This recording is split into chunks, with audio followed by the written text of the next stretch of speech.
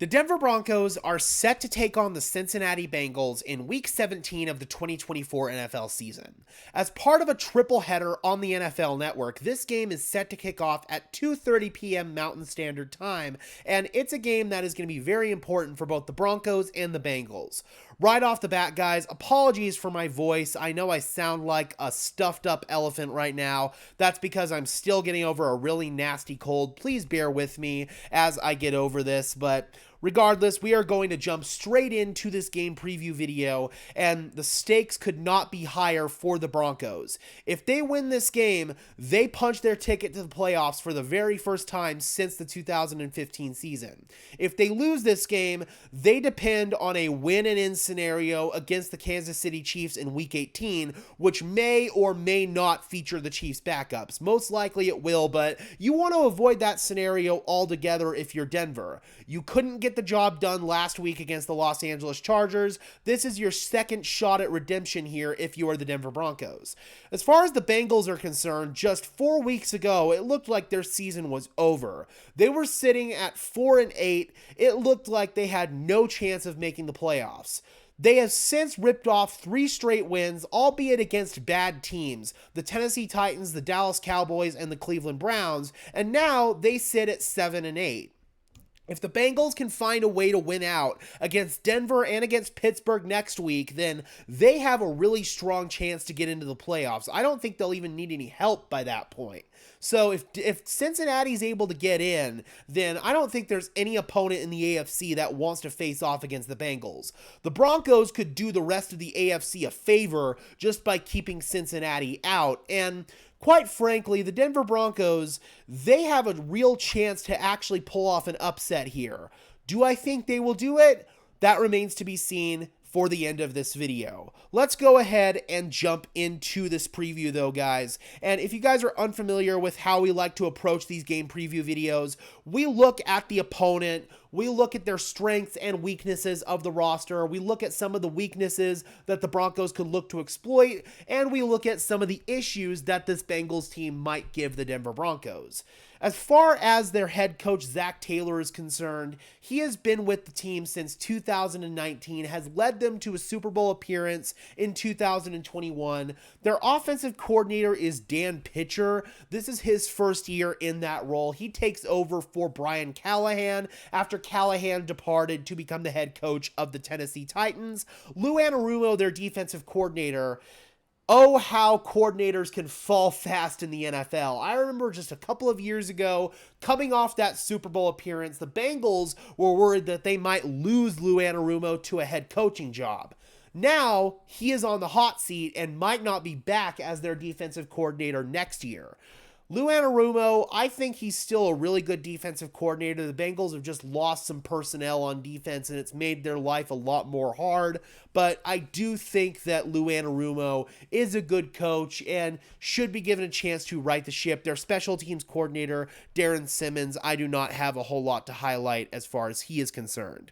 Before we get into this roster preview, I do want to go ahead and briefly touch on the injuries for the Cincinnati Bengals, and they do have a couple of starters on the defensive line listed as out for this game. Sam Hubbard has been out for the last several weeks, their edge rusher. He has played really well for them over these past several years, and unfortunately, he might not even be back if the Bengals make the playoffs. We'll see what happens with him moving forward. Additionally, Sheldon Rankins, a guy that Sean Payton and company are very familiar with. Sean Payton actually drafted Sheldon Rankins down in New Orleans. He's listed as out for this game with an illness. Backup tight end Tanner Hudson is listed as doubtful. And then when you get into the questionables here for the Cincinnati Bengals, that's where things get a little bit interesting. T. Higgins is listed as questionable for this game with knee and ankle injuries. He's been kind of in and out of the lineup this entire year. He is not happy with his current contract situation in Cincinnati, so that might contribute to some of his on the field, off the field tendencies this year. If T. Higgins is unable to go, that's going to be a huge shakeup for the Broncos' defensive game plan. We'll talk about that a little bit more, but I do believe that T. Higgins will be able to go in this game. Amarius Mims, their right tackle, is listed as questionable as well. I do believe that he will be able to go, but if the Bengals have a backup right tackle in there, I'm assuming it's going to be Cody Ford. He just started a bunch of games for them at left tackle when Orlando Brown was out. Cody Ford wasn't playing particularly well, so if Mims is able to go and Cody Ford is in there, that could spell good news for the Denver Broncos. Charlie Jones, wide receiver return specialist, is listed as questionable. Joseph Osai, one of their edge rushers, is listed as questionable, along with safety Geno Stone. There's some sort of illness going around in the Bengals locker room, and Rankins is listed as out, and then Osai and Stone are listed as questionable, all with illness. That's definitely going to be something to keep an eye on. Let's go ahead and get into this Bengals roster now, though, guys. And it all starts, of course, with Joe Burrow, who is having an MVP caliber season that has been spoiled by poor defensive performance. Burrow on the year, 68.9% completion, 4,229 yards, 39 touchdowns, 8 interceptions, 32 big-time throws, 5.4 big-time throw percentage, which is towards the top of the NFL. It's second only behind Josh Allen. 14 turnover-worthy plays, a very low 2.1 turnover-worthy play percentage, 8.0 average depth of target. So he's not pushing the ball aggressively downfield. It's more in the intermediate areas of the field where Joe Burrow has been thriving. Additionally, his receivers getting those yards after catch as well. He's got a 17.7 pressure to sack percentage on the year, and he's taken 37 sacks, which is the 9th most in the NFL. There is a way that you can slow down Joe Burrow's production if you get him on the ground. In previous years, the Bengals offensive line has surrendered the most sacks in the NFL. This season, that number has come down a little bit, but he's still getting sacked at a higher rate that you would want your franchise quarterback to get sacked at. A couple of those sacks occasionally are on Burrow, just like any other quarterback, but a lot of these sacks for the Bengals are actually on the offensive line. This offensive line for the Bengals is subpar, and that is something that the Broncos could look to take advantage of.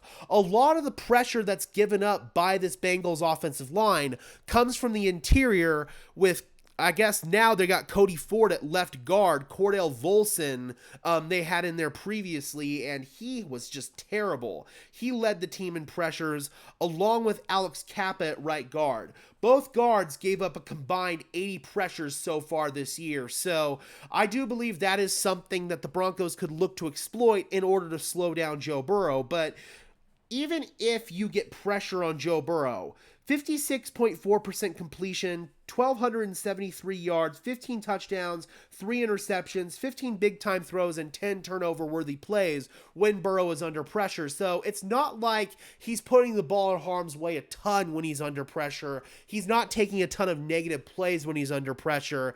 You just got to find a way to sack him. That is the thing. You've got to find a way to sack Joe Burrow, and that is the best way that you can slow him down. But regardless, he is just putting together an incredible season. He's 6th in EPA per play this year. He's 4th in success rate at 52.5%. His 6.0 completion percentage over expected is 2nd in the NFL. 7.5 air yards per attempt, which is 22nd. So again, he's not pushing it downfield too much, but he is attacking those intermediate areas of the field really well. 25 of Joe Burrow's sacks came when he's not blitzed, only 12 when he is blitzed. A lot of teams are afraid to blitz Joe Burrow because he has answers for it. He knows how to throw hot. He knows how to beat a blitz with his arm. So I do believe the Broncos will pivot away from blitzing. That's not to say they'll pivot away from man coverage in this game, especially with Riley Moss back, but if you're going to generate pressure on Joe Burrow, you have to do it with a 4-man rush. You've got to be able to win your one-on-one matchups up front, especially on the interior. This could be a big game for Zach Allen, John Franklin Myers, DJ Jones, Malcolm Roach because of some of these deficiencies on the interior defensive line for the Cincinnati Bengals.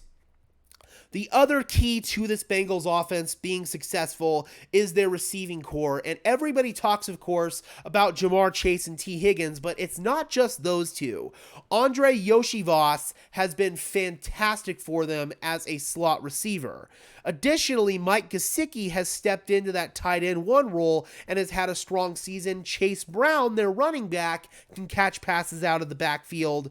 On the year, Jamar Chase, though, he is still the clear-cut alpha number one target for Joe Burrow. 108 catches, 1,510 yards, 16 touchdowns, and 18 big plays through the air. Jamar Chase is almost unstoppable. I almost like the Bill Belichick approach in terms of taking away Chase and Higgins. Higgins on the year, 58 receptions, 727 yards, 7 touchdowns, 11 big plays. Again, he's been kind of in and out of the lineup. I actually want Pat Surtain to predominantly guard T. Higgins. Then I would put Riley Moss on Jamar Chase along with a safety over the top. I would double Chase with Moss and a safety and then keep Higgins one-on-one with Surtain. That could be an effective way to neutralize both Chase and Higgins. If you sell out just to stop Jamar Chase, then T. Higgins is going to destroy you. If you sell out just to stop T. Higgins and Andre Yoshivas, then Jamar Chase is going to destroy you. Or Mike Gesicki is going to destroy you. Or Chase Brown out of the backfield. Those are some unfavorable matchups, especially in man coverage for the Denver Broncos. I'm worried about Cody Barton or Justin Sternad getting matched up one-on-one against Mike Gesicki or against Chase Brown. That just spells bad news for the Denver Broncos. That's something that the Broncos are going to have to work to neutralize. Andre Yoshivas, Jaquan McMillan's going to have a tough day going up against him. 31 catches, 408 yards, 6 touchdowns, 6 big plays. Mike Gesicki, 47 catches, 511 yards, 2 touchdowns, 5 big plays. And then Chase Brown, 50 catches, 336 yards, 4 touchdowns, and 2 big plays out of the backfield. Brown is also almost on pace for 1,000 yards this year. He's probably going to get there. 209 carries, 923 yards, 4.4 yards per carry, 7 touchdowns, and 8 20-plus yard runs for Chase Brown. That's basically the only extent of the Cincinnati Bengals run game. The Bengals traded for Khalil Herbert earlier on in the offseason, they actually traded for him right at the trade deadline. And for some reason, they just don't utilize him. I don't get it. Chase Brown is basically the only production that they have at the running back position after they lost Zach Moss for the year. Additionally, moving into this Bengals offensive line, we've already kind of talked about them a little bit with their interior deficiencies. Orlando Brown has been fantastic when he's been healthy for them. Unfortunately, he has dealt with some injuries this year. Cody Ford had stepped in, didn't play well. Our lads actually now has Cody Ford listed as the starting left guard. That is interesting. I thought Cordell Volson was the guy that they were initially going with there, but Volson has given up so many pressures that maybe they want to see if Cody Ford can play a little bit better at guard than he had at tackle. That's going to be something to keep an eye on. Ted Karras, their center, he's fine. Nothing special, nothing to write home about. If Armarius Mims is unable to go, we'll see if it's going to be Cody Ford stepping in at right tackle. Maybe they'll have to step in Cordell Volson then at left guard. We'll see what happens there if Armarius Mims is unable to go. Now moving into the Cincinnati Bengals defense, and this defense has let the team down in big moments. I think about that Chargers game where they allowed Justin Herbert to march right downfield to win the game. They have come up poor in so many clutch key situations. Russell Wilson lit them up a few weeks ago. They've still kind of struggled even in this 3-game win streak for the Cincinnati Bengals. They put together probably their best performance of the year last week against Cleveland, but that was with Dorian Thompson-Robinson at quarterback, where DTR was basically giving away the game. They've given up 3,649 pass yards, which is 21st in the NFL, 64.8% completion, which is 16th, 7.1 yards per attempt allowed, which is middle of the pack, 26 pass touchdowns allowed, which is 28th, 14 interceptions, which is 7th in the NFL, so that's actually pretty good. They actually have only 1 interception less than Denver on the season. 45 20-plus yard pass plays allowed, which is bottom 10.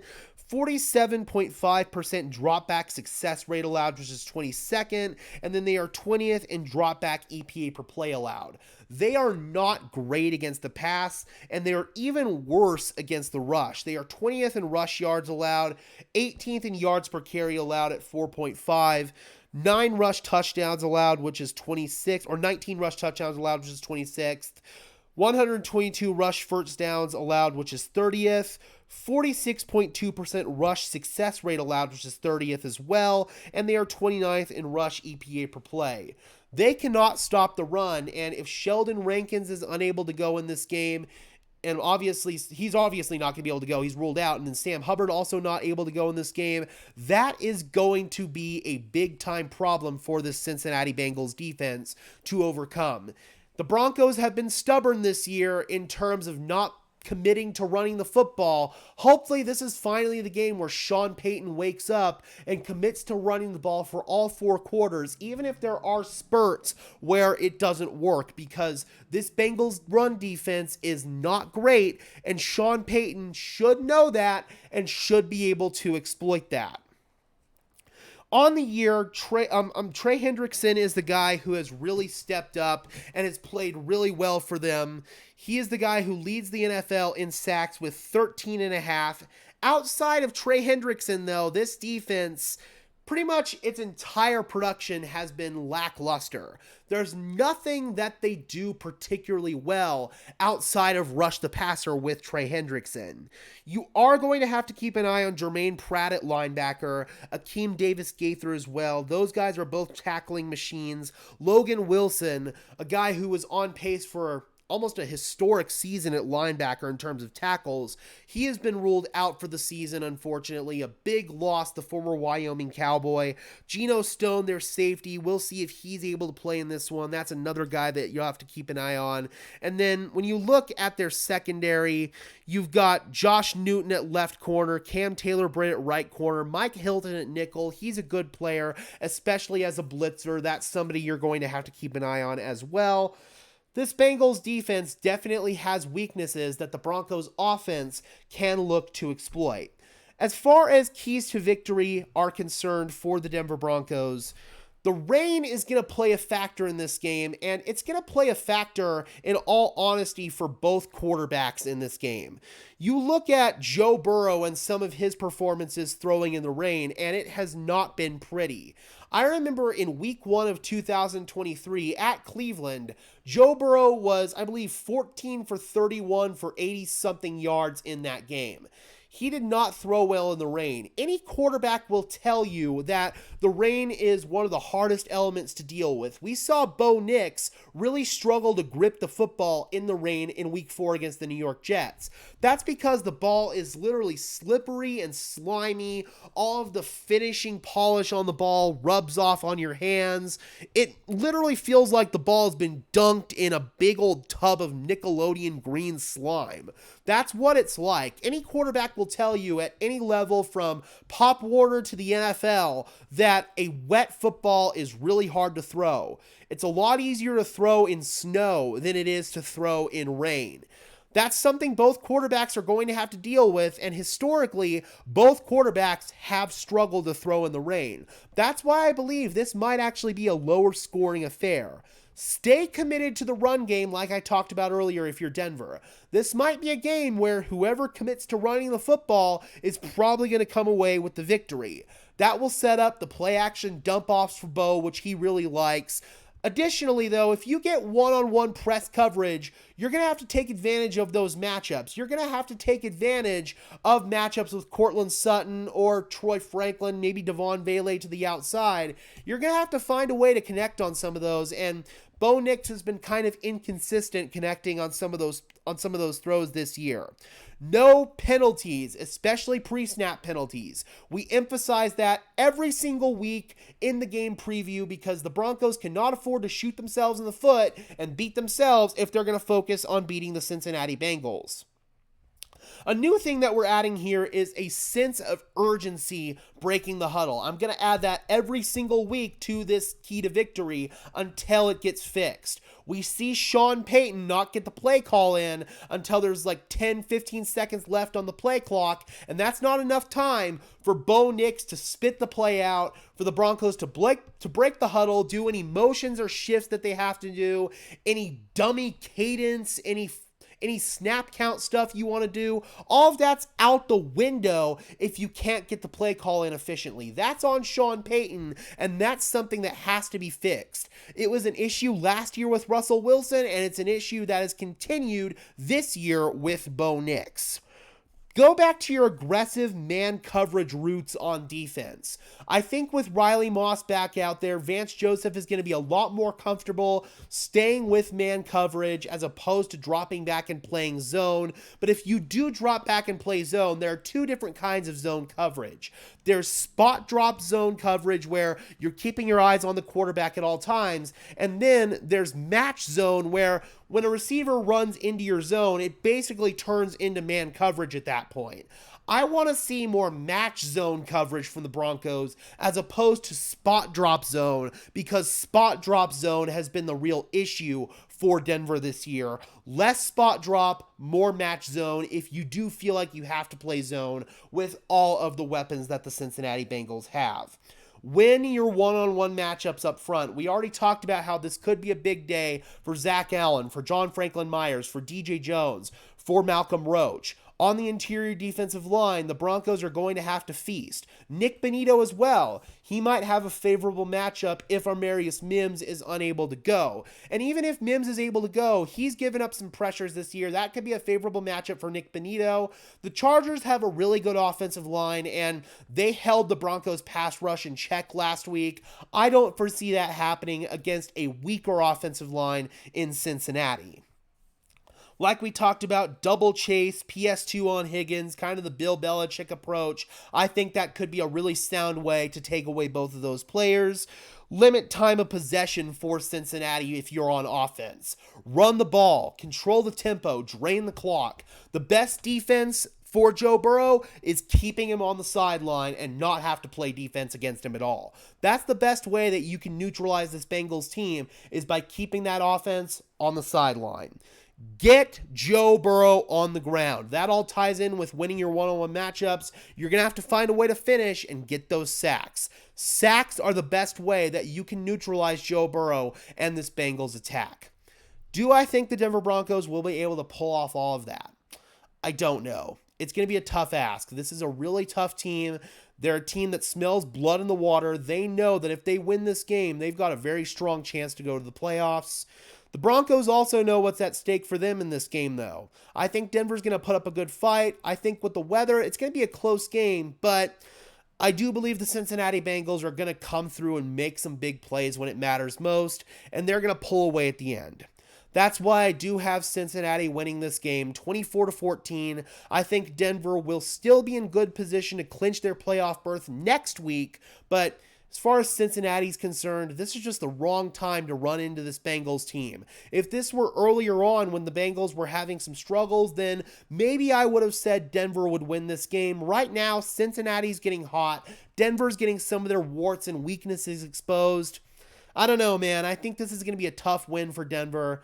The fact that Denver's playing, hopefully against Kansas City's backups next week, couldn't be better news, because I do foresee this being a loss for the Denver Broncos.